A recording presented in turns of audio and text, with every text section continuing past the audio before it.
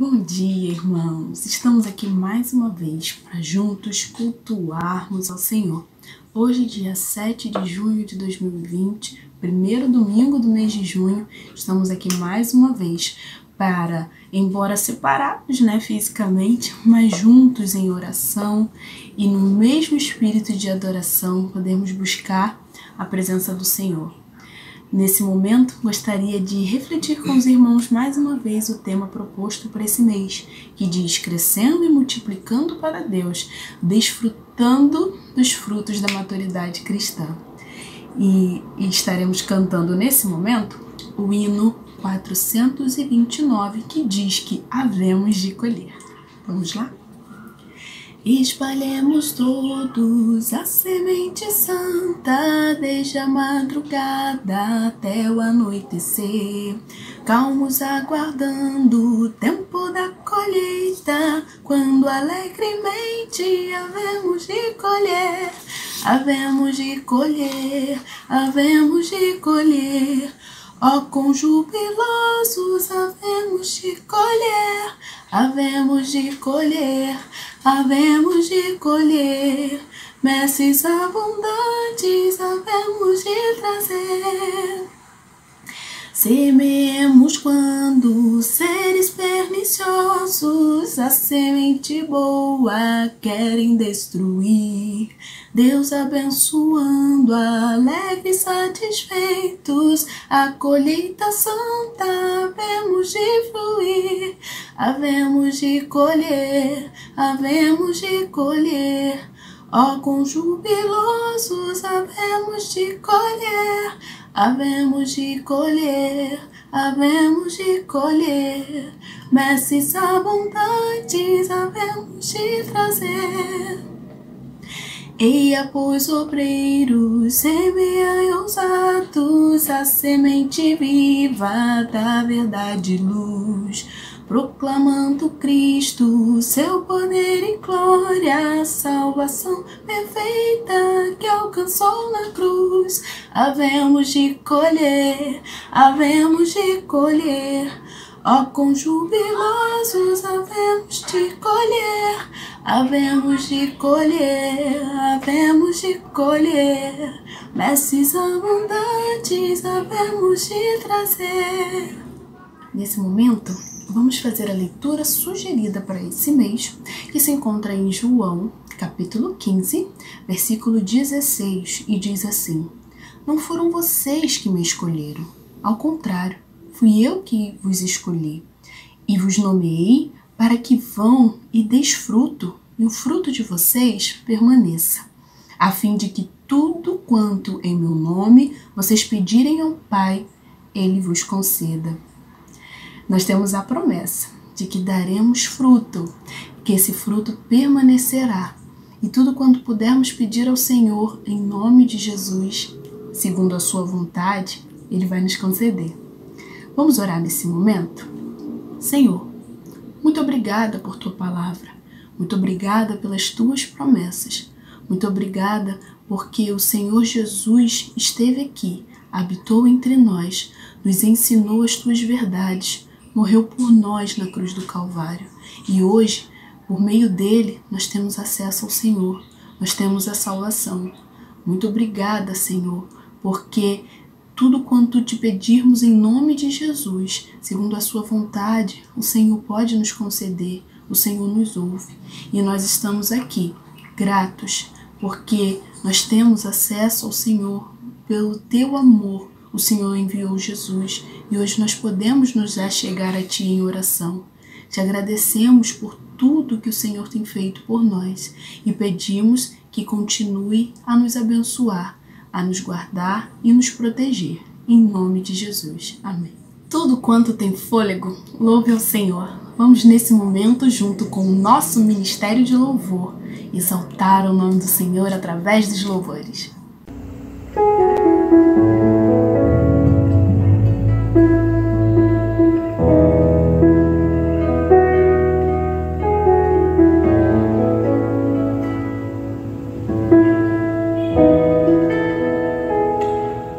Tua palavra é luz para o meu caminho.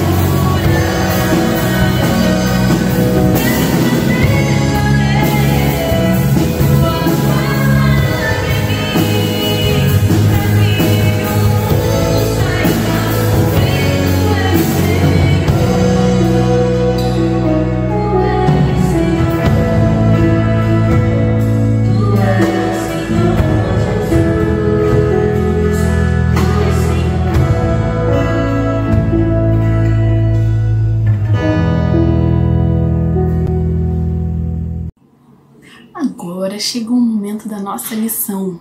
Pegue sua Bíblia, vamos juntos ouvir o que o Senhor tem a falar conosco através do nosso pastor no estudo da lição desta manhã. Bom dia, meu irmão. Bom dia, minha irmã. Que bom podermos estar juntos aqui mais uma vez para estudar a lição da Escola Bíblica Dominical, revista Palavra e Vida. Hoje, a lição número 10, a lição que estaremos estudando e refletindo nessa manhã, a resistência às heresias. Quero te convidar a orar ao Senhor nesse momento, para que estejamos estudando essa boa palavra e que essa boa palavra impacte não só a minha vida, mas também a sua vida. Feche os seus olhos. Antes de estudarmos essa lição, vamos pedir a direção do Senhor. Pai bendito, rendemos graças ao Teu nome, por Tua bondade infinita. Te agradecemos, ó Deus, por essa manhã, por esse domingo, mais um dia que recebemos do Senhor como presente de Deus sobre as nossas vidas. Agora, Deus bendito, quando estaremos estudando esta lição, que este assunto tão interessante, tão desafiador, possa nos ajudar a compreender a Tua vontade para a vida da Tua igreja. Dá-nos força, dá-nos resistência para mantermos-nos, ó Deus, firmes à Tua palavra e que nada nos seduza, que nada nos induza a caminharmos senão na direção de Cristo Jesus, o nosso Senhor e Salvador. É o que te pedimos e agradecemos nesse instante, nessa manhã, em nome de Jesus Cristo, o nosso Salvador. Amém. Que bom, meus irmãos, vamos pensar um pouquinho sobre a resistência às heresias. É claro, um dos méritos de Paulo foi tirar o cristianismo do casulo do judaísmo, e agora Paulo está trazendo o evangelho como um vinho novo que não cabe num odre velho. Paulo está desejando fazer com que a igreja de Cristo pudesse verdadeiramente caminhar dentro da percepção do que é a vontade de Cristo, a vontade de Jesus para a vida da sua igreja. Paulo é um misto de evangelista e missionário, teólogo e apologista, ou seja, aquele que defendia a fé em Cristo Jesus. A sua pregação era muito bem definida. Paulo não deixava dúvidas quanto à sua pregação. E ele não permitia que houvesse uma distorção da mensagem de Deus, expressando-se claramente naquilo que era a mensagem que recebera de Deus para a vida da igreja. Então hoje estaremos estudando um pouco mais sobre a vida do apóstolo Paulo e vendo o apologista Paulo, aquele que estava em defesa da fé em Cristo Jesus, aquele que defendia uma igreja cujo ensino fosse cristocêntrico, em que Cristo fosse sempre na vida da igreja o centro. Nossa época é considerada hoje uma época de condescendência, diz o autor. O politicamente correto impõe concessões que muitas vezes desbotam, desfiguram o Evangelho de Cristo Jesus. É difícil afirmar hoje algumas convicções.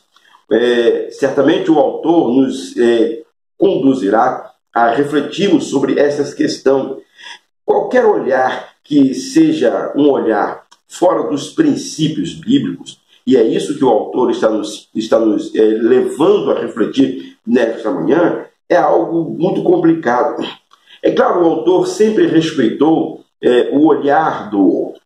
Porém, quando o olhar do outro está desfocando, quando a opinião do outro é sobre a questão da Bíblia, mas se o olhar do outro nos induz ou nos encaminha a estar fora dos princípios bíblicos, esse olhar não é bem-vindo. E todo e qualquer olhar que está fora dos princípios bíblicos, ele está equivocado, ele está errado. Essa é a ideia que o autor está nos trazendo nessa primeira parte da lição.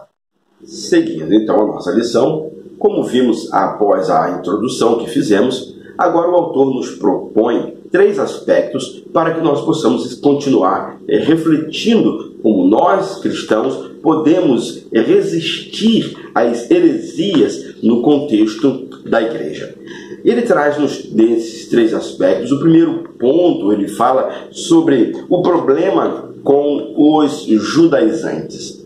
Conquanto talvez seja uma expressão um pouco usual em nossos dias, judaizantes são pessoas que, não sendo geneticamente israelitas, nem tendo passado por uma conversão formal ao judaísmo, seguem partes da religião e da tradição judaica. Esses são os considerados judaizantes. Eles surgem cedo. Atos capítulo 15, do verso de 1 a 5, revela que este grupo surge cedo. O Evangelho, é claro, nasceu no judaísmo, mas rompeu com ele. E Atos capítulo 15 revela, nos mostra como o Evangelho rompeu com o judaísmo e agora os judaizantes queriam torná-lo uma seita judaica. Paulo está, então, entendendo de uma forma muito clara que a justificação pela lei, ela anularia o Evangelho. A justificação, segundo Paulo, não é pela lei, a justificação é pela fé em Cristo Jesus e não pela lei. Romanos capítulo 3, os versos de 19 a 24, Paulo deixa isso muito claro. Me chama a atenção, e o autor também o destaca, que alguns hoje tentam rejudaizar o Evangelho. O que é rejudaizar o Evangelho? É retornar aos símbolos do judaísmo. Desde alguns grupos, assim digo, que trazem para o contexto do seu culto algumas práticas, desde a presença de símbolos judaicos, como a presença do castiçal de 7 braços, ou a menorá, como diz o autor. Alguns que querem introduzir no contexto do seu culto a estrela de Davi, por ter sido, mesmo que possa ter sido desconhecida de Davi, tendo origem, a estrela de Davi, segundo o autor, tendo origem na cabala judaica, e a bandeira de Israel nos templos, e a indumentária parecidas como kippá, aquele chapeuzinho que se coloca na cabeça. Muitas pessoas hoje querem trazer esse contexto para a igreja. Interessante, nos chama a atenção, porque estes judaizantes, este grupo, também hoje, as suas ideias ou as suas práticas são muito comuns no contexto em que nós temos observado. E por que pensarmos, meus irmãos, em trazermos essas práticas para o contexto da nossa igreja? Porque queremos rejudaizar o nosso culto ou o contexto do nosso culto. É preciso, meus irmãos, nos precavermos contra aqueles que querem nos escravizar outra vez com essa ideia dos judaizantes, ou trazendo esse contexto para o seio da igreja. Toda tentativa de trazer as leis de Moisés nos torna escravos. Toda tentativa de trazer as leis de Moisés ou os seus rituais sobre nós acabam nos escravizando. E nós já fomos livres e libertos em Cristo Jesus. Trazer o judaísmo para o centro da igreja é um retrocesso. Trazer o judaísmo para o centro da igreja é um insulto a Jesus Cristo. E por que digo isso? Eu estava estudando um escrito de um teólogo, pensador dos nossos tempos, e ele faz essa colocação e me chamou muito a atenção, porque ele diz que Jesus já nasceu debaixo da lei. Jesus já foi circuncidado, foi apresentado, foi resgatado, cumpriu todos os rituais. Jesus se sujeitou à morte de cruz. Jesus se fez maldição em nosso lugar. Jesus nos libertou dessas coisas. Os judaizantes, eles querem que nós retenhamos aquilo que Jesus já destruiu, já aniquilou, já tirou com a sua morte e ressurreição. Os cristãos hoje estão querendo fazer? O que os cristãos hoje estão querendo fazer é trazer elementos do judaísmo para o contexto da igreja. Há grupos que referem-se a Jesus como Yeshua. Há grupos que querem trazer para o contexto do seu culto, candelabro, observância das festas judaicas, Há grupos até que utilizam a Arca da Aliança como um símbolo, e há grupos até que os diáconos entram na hora do culto transportando a Arca da Aliança que continha os 10 mandamentos, como se fosse isso parte do contexto do nosso culto. E é neste sentido que o autor está nos advertindo para que nós possamos verdadeiramente estar atentos, para que nós não sejamos apenas empolgados por Israel e menos empolgados pela igreja. E que o verdadeiro povo de Deus é a igreja de Cristo. Deus é a igreja. Quem não crê em Jesus Cristo está perdido, mesmo sendo judeu. O nosso monte é o Monte Calvário e não o Monte Sinai ou Sião. Estamos em Cristo. Cristo é o centro da nossa pregação. O segundo assunto que o autor nos propõe é exatamente pensarmos sobre a ideia do gnosticismo. Um movimento esotérico. O gnosticismo era um movimento esotérico que ensinava a salvação pela gnosis. Gnosis aqui é conhecimento. E para esse grupo, apenas através do conhecimento, e que um grupo seleto tinha este conhecimento, e que através deste conhecimento o homem poderia chegar-se a Jesus. Sobrevive hoje, segundo o autor, a ideia do gnosticismo sobrevive hoje no racionalismo cristão, em certas instituições secretas e ocultistas. Entre suas muitas heresias, eles negavam a corporeidade de Cristo, negavam a sua morte na cruz, negavam a sua ressurreição, bem como a nossa ressurreição, e ensinavam a salvação por um conhecimento secreto. Opondo-se a isso, o apóstolo Paulo afirma que o verdadeiro mistério, o verdadeiro conhecimento estão em Cristo Jesus. Alguns gnósticos eram docéticos, e vem do verbo parecer, porque diziam que Jesus não era carne, apenas parecia, era uma casquinha. E para os gnósticos, Cristo não morreu na cruz. Cristo não foi oferecido como sacrifício na cruz do Calvário. A mensagem da cruz de Cristo é central no ensino de Paulo. Ele vê a sabedoria gnóstica como falsa e não se importava com a sabedoria humana. É claro, obviamente, Paulo não falava do preparo intelectual, pois tinha uma grande capacidade cultural. Paulo falava da gnose, o esoterismo gnóstico. Ao defender sua autoridade apostólica, criticou a sabedoria que vinha dos sofismas. Argumento que parece ser válido, mas de fato não é um argumento verdadeiro. Os gnósticos, eles louvavam-se a si mesmos por sua sabedoria, e Paulo estava os ironizando. Para Paulo, o mais importante era verdadeiramente reconhecer Jesus Cristo como sendo o centro da mensagem, o centro da nossa fé. Terceiro e último aspecto, o autor nos desafia a pensar sobre a grande intervenção de Deus na história. Jesus, segundo o autor, e ele cita aqui Gálatas capítulo 4, verso 4, Jesus, ele veio no ápice, ou seja, na plenitude dos tempos.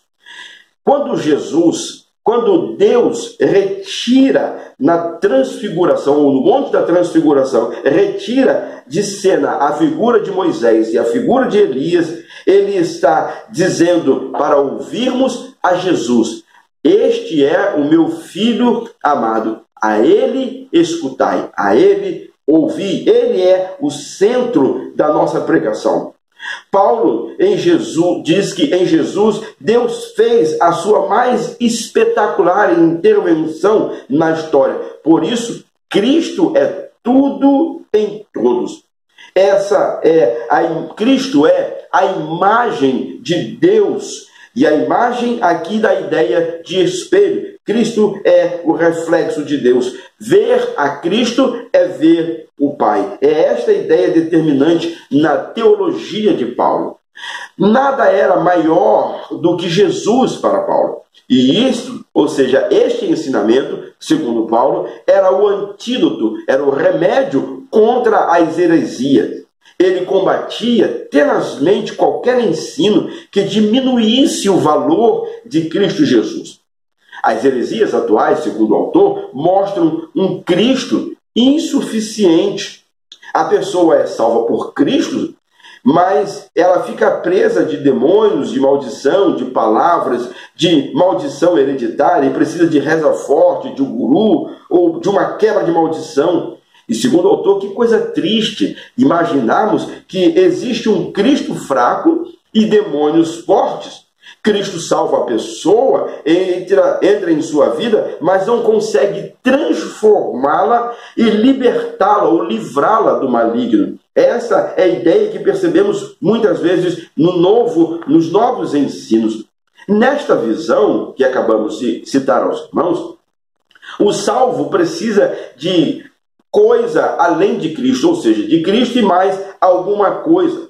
Eis a base das heresias. Cristo e algo mais. Ou seja, Cristo não é suficiente para trazer a libertação. A pessoa precisa ir em busca de algo mais para que possa haver uma quebra de uma maldição, para que possa haver uma libertação, para que ela não seja subjugada, nem presa, para que ela não esteja sendo amarrada pelo diabo. Nesta visão, muitas vezes tem se perdido o que Cristo, na verdade, é para a nossa vida. O autor nos ensina e nos adverte a pensarmos que Cristo, ele é a palavra de Deus. Ou seja, a palavra de Deus nos basta.